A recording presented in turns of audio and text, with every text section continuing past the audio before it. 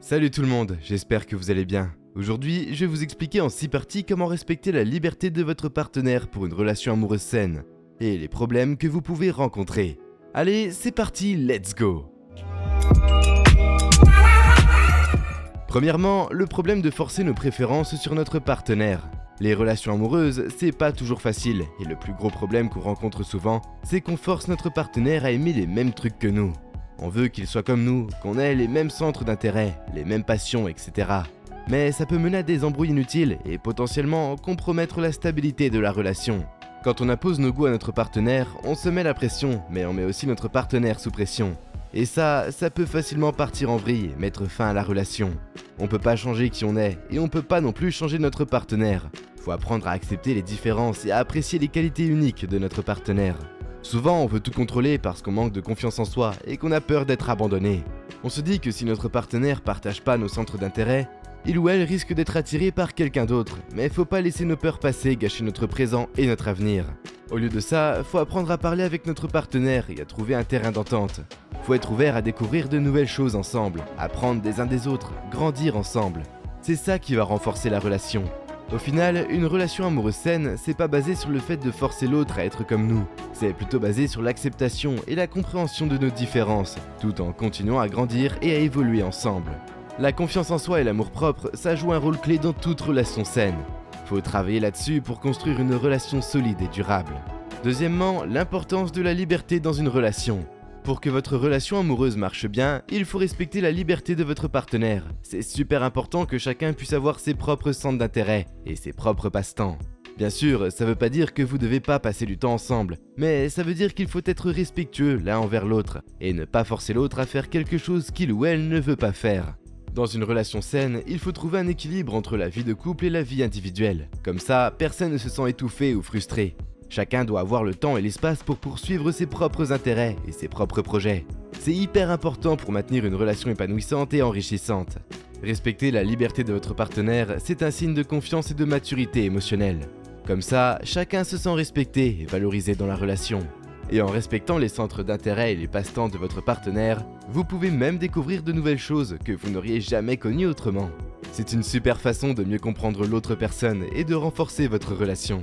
Finalement, pour que votre relation fonctionne bien, il faut travailler en équipe. C'est super important de trouver un équilibre entre les besoins individuels et les besoins de la relation. Si vous ou votre partenaire ne vous sentez pas à l'aise ou pas écouté, ça peut mener à des conflits et une relation insatisfaisante. Bref, respecter la liberté de votre partenaire est crucial pour avoir une relation amoureuse saine et épanouissante.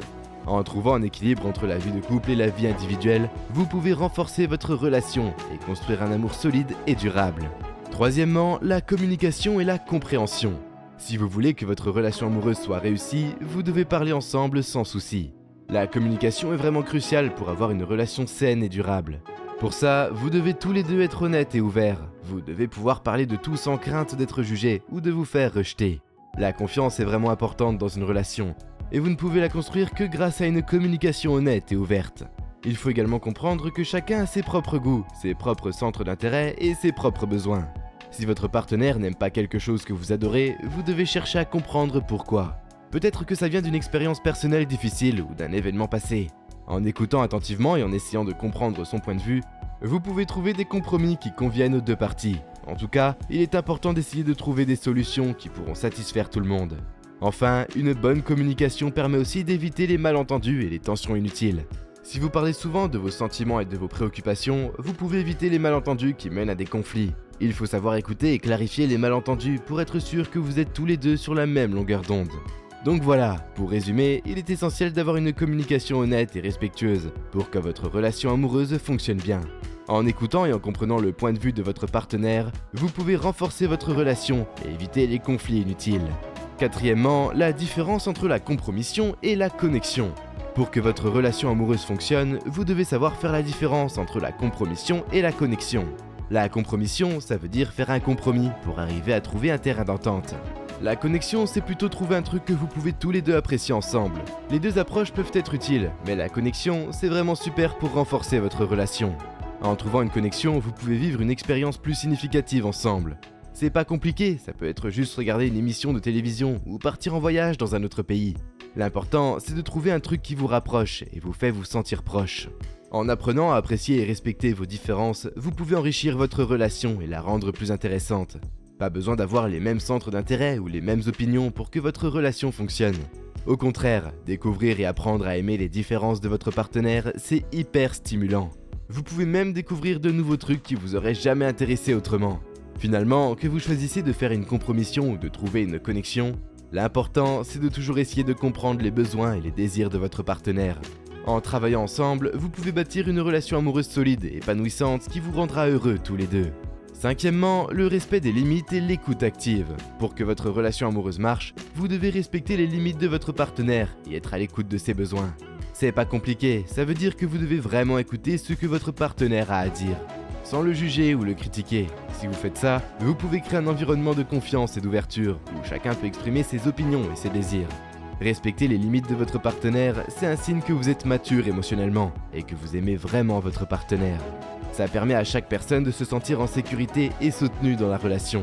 Il est important de comprendre que tout le monde a des limites et des besoins différents, et que c'est important de les respecter si vous voulez une relation solide.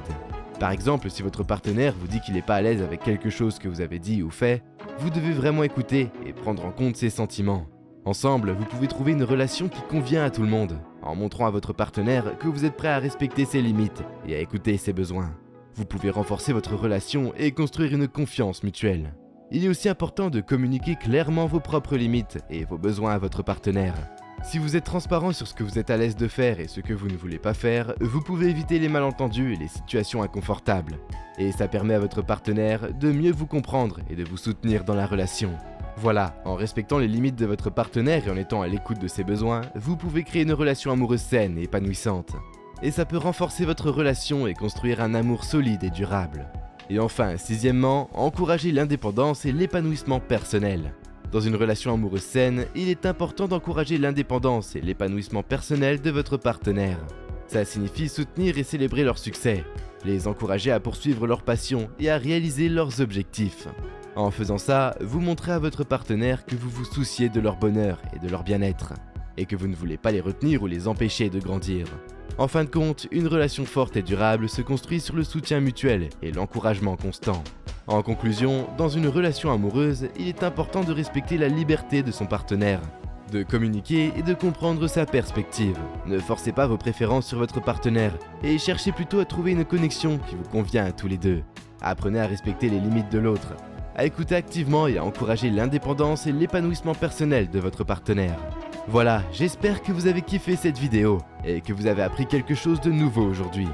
Dites-nous en commentaire comment vous faites pour maintenir un équilibre entre votre temps individuel et le temps que vous passez ensemble en couple. On a hâte de lire vos expériences et vos conseils. N'oubliez pas de liker et de vous abonner pour encore plus de vidéos intéressantes. Bye!